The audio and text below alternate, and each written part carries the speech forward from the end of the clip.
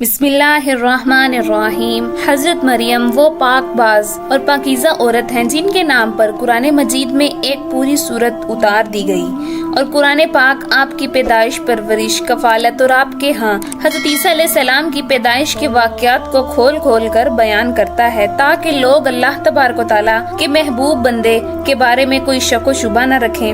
حضرت مریم علیہ السلام حضرت داؤد علیہ السلام کی نسل سے تعلق رکھتی ہیں۔ آپ کے والد محترم اس دور میں بنی اسرائیل کے امام نماز تھے، اور آپ کی والدہ محترمہ بھی عابدہ اور زاہدہ خاتون تھی۔ اس دور میں اللہ تعالیٰ نے بنی اسرائیل پر حضرت زکریا علیہ السلام کو معبود فرمایا تھا۔ جب حضرت مریم علیہ السلام کی والدہ کے ہاں اولاد نہیں تھی تو انہوں نے اللہ کے نام پر یہ نظر مانی کہ اگر ان کے ہاں اولاد ہوتی تو وہ اسے بیت المقدس کی خدمت کے لیے وقف کر دیں گی۔ اس وقت کے رواج کے مطابق جو لڑکا اللہ تعالیٰ کی نظر کر دیا جاتا وہ نہ تو شادی کرتا تھا، نہ ہی دنیاوی مشاغل میں دلچسپی لیتا تھا، صرف عبادت گاہ کی خدمت کرتا اور خود عبادت میں مشغول رہتا تھا۔ حضرت بی بی مریم کی والدہ نے بھی بیٹے کے عطا کرنے کی دعا کی، اور اس لیے کی تھی کہ رواج کے مطابق عبادت گاہ کی خدمت کے لیے تو صرف لڑکوں کو قبول کیا جاتا تھا، لڑکیوں کے لیے یہ اجازت نہیں تھی۔ چنانچہ بیٹے کی جگہ جب بیٹی پیدا ہوئی تو ماں کو یہ فکر ہو گئی کہ اس کی نظر قبول نہیں ہوگی، کیونکہ دستور کے مطابق لڑکی نظر کرنے کی ممانت تھی۔ اسی کشمکش میں اللہ تبارک و تعالیٰ سے یہ دعا کی کہ اے رب، میں نے تو لڑکے کی درخواست کی تھی، لیکن جو اللہ تعالیٰ کی ذات بابرکت کا علم ہے وہاں تک انسانی سوچ کیسے پہنچ سکتی ہے۔ اللہ تعالیٰ نے جس لڑکی کو پیدا فرمایا تھا اس سے دراصل مقدس ماں بننا مقصود تھا، جس میں سے ایک عظیم الشان مبارک مسعود بیٹے نے پیدا ہونا تھا جو پیدائشی نبی تھا۔ بہرحال حضرت مریم کی پیدائش ہو جاتی ہے، ان مدت رضا ختم ہوتی ہے تو آپ علیہ السلام کی والدہ محترمہ آپ کو بیت المقدس لے جاتی ہیں تاکہ مجارموں کے سپرد اپنی منت پوری کریں۔ وہاں مجاور جھگڑنے لگتے ہیں کہ ہر کوئی یہ چار رکھتا ہے کہ حضرت مریم علیہ السلام کی کفالت اس کے سپرد کی جائے۔ پھر یہ فیصلہ ہوا کہ مجاورین وہ قلم جس سے وہ دورے لکھتے تھے پانی میں چھوڑ دیں، جس کا قلم پانی کے بہاؤ میں بہنے کی بجائے الٹا بہے وہی حضرت مریم کی کفالت کا حقدار ہوگا۔ اس مقابلے میں حضرت زکریا علیہ السلام بھی شامل تھے۔ ان کے قلم کو اللہ تعالیٰ نے پانی میں بہاؤ کے الٹے طرف بہایا اور ان کی پرورش کے حقدار ہو گئے، اور بی بی مریم کو اور اللہ کی منشا کے مطابق حضرت زکریا علیہ السلام کی کفالت میں دے دیا گیا۔ حضرت زکریا علیہ السلام کی بیوی حضرت مریم کی خالہ لگتی تھی، اس لیے ان سے بڑھ کر ان کی پرورش کون کر سکتا تھا۔ اسی طرح حضرت مریم بیت المقدس میں رہائش پذیر ہو گئیں۔ آپ کے لیے ایک کمرہ مخصوص کر دیا گیا جہاں حضرت زکریا علیہ السلام کے علاوہ اور کوئی نہیں جا سکتا تھا۔ آپ دن رات اللہ تعالیٰ کی عبادت میں مشغول رہتی تھی۔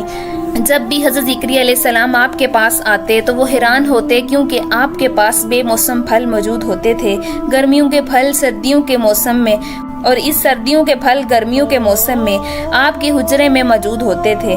حضرت زکریا علیہ السلام کی حیرت بجا تھی، تبھی حضرت مریم علیہ السلام سے پوچھا کہ یہ پھل کہاں سے آتے ہیں، کون دے کر جاتا ہے آپ کو؟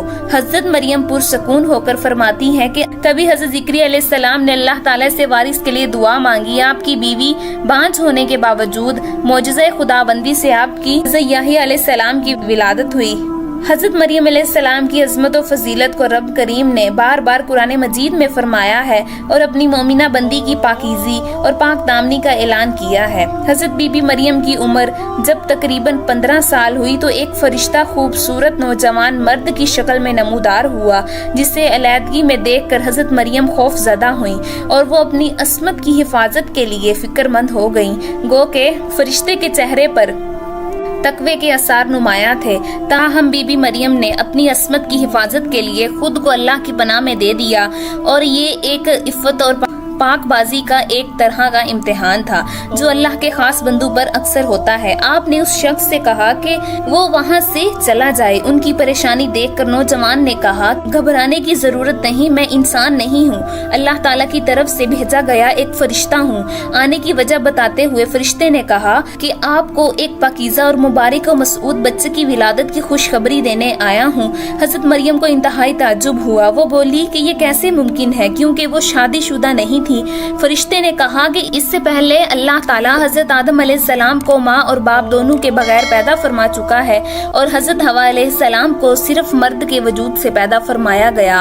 हजरत मरियम जब हामला हुई तो एक दूर जगह चली गई। इस बारे में एक किस्सा कई बुजुर्गों ने जिक्र किया है कि जब आपका हमल जाहिर हुआ तो आप सबसे पहले बनी इसराइल के आबिद और जाहिद शख्स वहब बिन मुनब्बा, जो आपके खालाजाद भाई थे, इंतहाई ताज्जुब में पूछा कि ए मरियम, क्या बीज के बगैर खेती उग सकती है? फरमाया जी हाँ, बताओ किसी ने पहली मर्तबा खेती को पैदा किया? फिर पूछा कि क्या बगैर मर्द के औलाद हो सकती है? फरमाया जी हाँ, अल्लाह ताला ने हजरत आदम अलैहिस्सलाम को बगैर माँ बाप के पैदा फरमाया।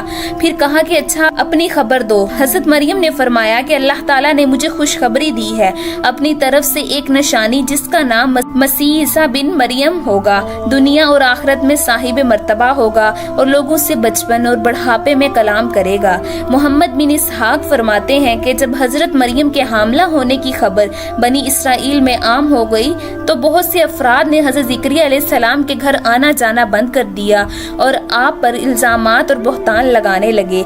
हजरत मरियम ने लोगों से अलैदगी इख्तियार कर ली और दूर तन्हाई में चली गईं। जब हमल का दर्द शुरू हुआ तो आपने एक दरख्त का सहारा लिया और उनके नीचे बैठ गईं। दर्द से बचने और बदनामी का ख्याल आकर घबरा कर कहने लगी कि काश मैं पहले ही मर गई होती और भोली मिस्री हो गई होती। मेरी सरुमानी के इस मुश्किल वक्त में अल्लाह ताला ने हजरत मरियम के कदमों के करीब एक नहर जारी कर दी और निदा आई के पानी पियो और खजूर खाओ ताकि जिस्म को कुव्वत पहुँचे। और फिर अपनी औलाद को देख कर आंखों को ठंडक पहुँचा। इस्लाम आने से पहले न बोलने का रोजा रखना इबादत में दाखिल होता था, यानी सुबह से रात तक किसी से बात न करते। बाद में ये हुक्म मनसूख हो गया, लिहाजा हजरत मरियम की परेशानी दूर करने के लिए कहा गया था कि तुमसे कोई शख्स इस बच्चे के बारे में पूछे तो इशारे से कह देना कि मैंने चुप का रोजा रखा है।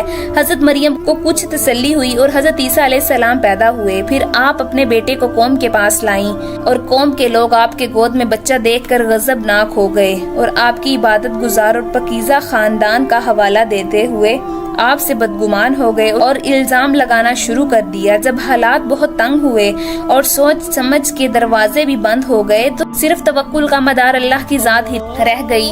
अब हजरत मरियम ने बच्चे की तरफ इशारा करते हुए कहा कि इस बच्चे से बात कर लो, तुम्हारे सारे सवाल के जवाब ये बच्चा दे देगा। सरकुरुच लोगों ने कहा कि भला ये दूध पीता बच्चा हमारे सवालों के जवाब कैसे देगा, हम क्यों करें इससे गुफ्तगू। कौम का ये कलाम सुनकर हजरत ईसा ने तकरीर शुरू कर दी जिसका जिक्र अल्लाह ताला ने कुरान मजीद में यूं फरमाया है, और जब बच्चे ने फरमाया मैं हूँ अल्लाह का बंदा, इसने मुझे किताब दी, उसने मुझे मुबारक किया, मैं कहीं हूँ, मुझे नमाज तकवा की ताकीद फरमाई, जब तक मैं जीऊँ अपनी माँ से अच्छा सलूक करने वाला, और मुझे जबरदस्त बदबख्त नहीं बनाया, और सलामती है मुझ पर जिस दिन मैं पैदा हुआ और जिस दिन मैं मरूंगा और जिस दिन जिंदा उठाया जाऊंगा। हजरत ईसा अलैहिस्सलाम की जिंदगी के मुताल्लिक इसराइली रवायात में बेशुमार वाक़ियात मौजूद हैं। इनमें से एक अंजील में मौजूद है जो हजरत वहाब बिन मुनब्बा से मनकूल है कि हजरत ईसा अलैहिस्सलाम की विलादत की शब फारिस के बादशाह ने आसमान पर एक नेक सितारा देखा। जूमियों से दरियाफ्त किया तो बताया गया कि इस तारे का तल्लुक किसी अजीमुल शान हस्ती की पैदाइश की खबर देता है जो मुल्क शाम में पैदा हुई है। बादशाह के उम्दा तोहफे देखकर एक वफ्द को मुल्क शाम रवाना किया। मुल्क शाम पहुंचकर वफ्द ने यहूदियों के बादशाह से तमाम हालात दरियाफ्त करना चाहे।